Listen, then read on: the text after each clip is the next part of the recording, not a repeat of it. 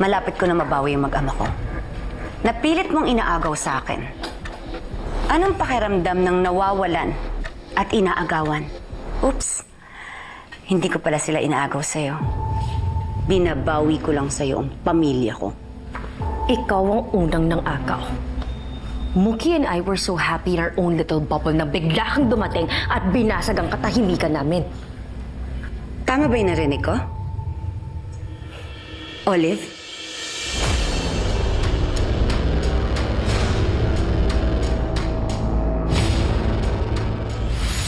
Martinez! Tulungan mo kong iligtas yung asawa ko. Asan na nga pala siya ngayon? Ano na nangyari sa kanya? Nakakulong siya dun sa mansyon ni Jade Caparas.